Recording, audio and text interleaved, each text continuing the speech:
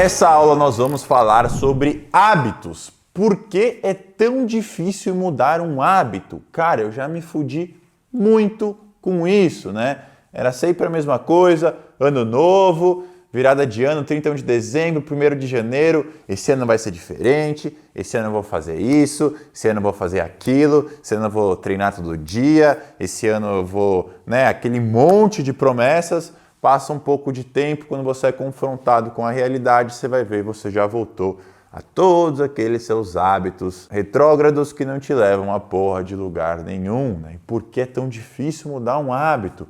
Isso foi uma coisa que me sabotou muito nos meus primeiros anos, né? Que eu decidi largar a faculdade, que eu decidi trabalhar com vídeos na internet e tal, e era eu ali sozinho e, cara, eu vivia num ambiente muito ruim, né? Ambiente social, todos os meus amigos fumavam maconha, era resenha todo dia, muito filhinho de papai que, tinha vida ganha. Eu tava ali no meio daquela galera, só que, cara, eu não tava com a vida ganha, eu já tinha na minha cabeça que eu precisava trabalhar, queria, ajudar meu pai em casa, queria ganhar dinheiro, né? E colocava na minha cabeça, vou começar a acordar cedo, vou parar de fumar maconha, vou trabalhar de tal hora, só que toda vez eu me prometia, né? E fazer o quê?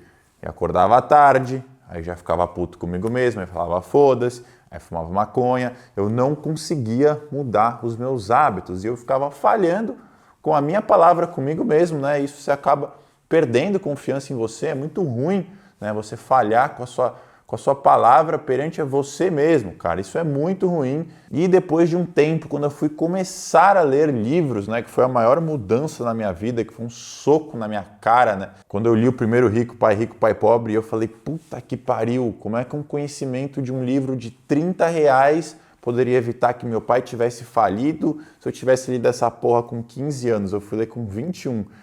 Falei, com certeza eu já estaria rico, me aposentando.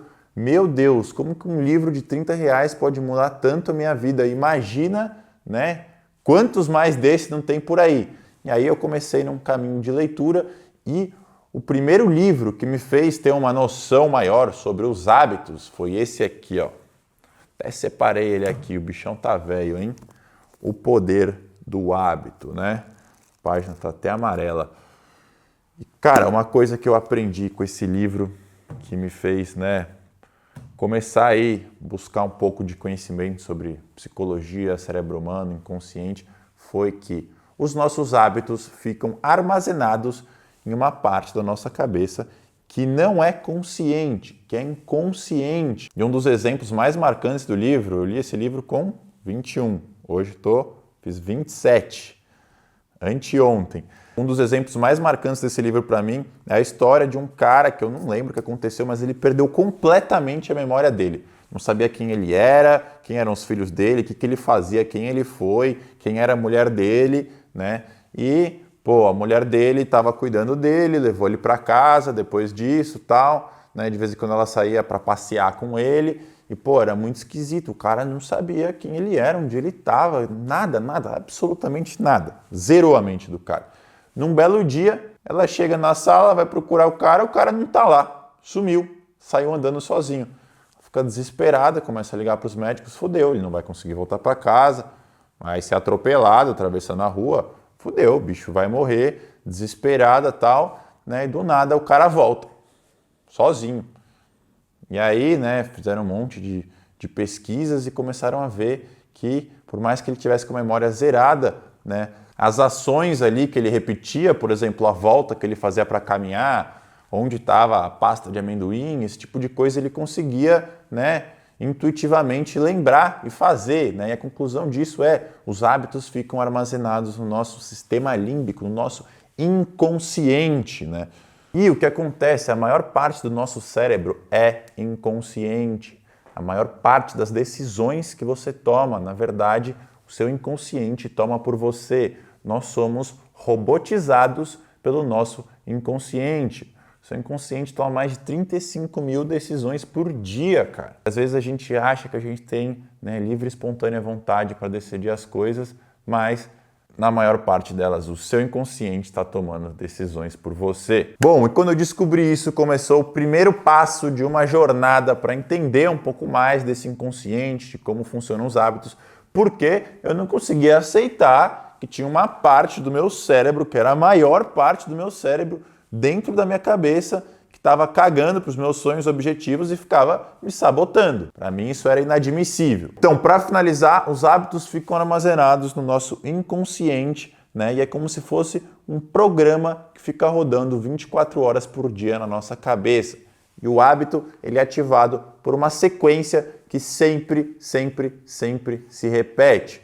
A gente tem uma deixa ou um gatilho, que é um estímulo, né? Por exemplo, tem coisas óbvias como vibrou seu celular, uma notificação ou barulho de notificação, né? É a deixa, o gatilho. Rapidamente seu cérebro já fica com vontade de abrir o celular e ver quem te mandou uma mensagem ou o que aconteceu, né? Aí você vai lá e faz isso. Então você tem um gatilho, uma deixa, que vai gerar um hábito, uma ação, e quando você faz isso, você tem a recompensa, que é o quê? A dopamina, que é a molécula do prazer. Seu celular vibrou, você olhou a notificação, né? Respondeu, resolveu, e aí seu cérebro tem a recompensa que ele libera a dopamina, que é a molécula, o hormônio do prazer. E aí isso se repete, né? A partir do momento que você gera essa ação, seu cérebro pensa, opa, se quando o celular vibrar eu olhar, eu vou ter uma recompensa. Ele acha isso positivo, né? A gente vai aprofundar muito na dopamina na próxima aula, que isso é muito importante,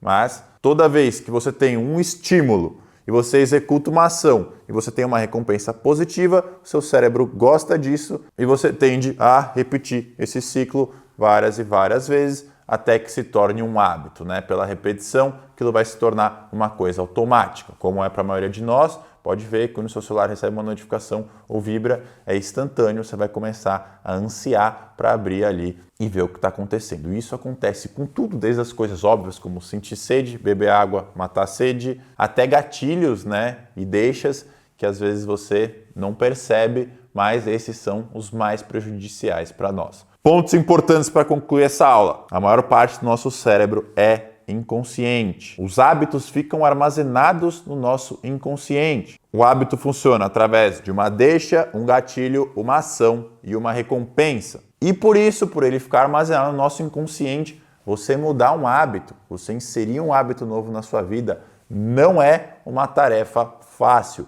Ela exige conhecimento, resiliência e determinação. E o principal é a falta de conhecimento, porque a partir do momento que eu descobri isso, né, que eu entendi que não era culpa da minha consciência, né, que era a menor parte do meu cérebro, que era o filho da puta do meu inconsciente que estava pregando peças em mim, rapidamente, por orgulho, instantaneamente aquilo já mudou. Eu não conseguia aceitar ser controlado e sabotado pelo meu inconsciente. Só de saber dessa informação já mudou muito. Mas nas próximas aulas eu vou fornecer muito mais recursos para vocês terem controle total, né? Total é praticamente impossível, mas muito mais controle do seu inconsciente, dos seus hábitos, para você escolher os caminhos da sua vida e conseguir executá-los com afinco, seja lá qual for, tanto na vida profissional quanto na pessoal, isso vai servir para tudo. Então vejo vocês na próxima aula, que a gente vai aprofundar na dopamina, a molécula do prazer.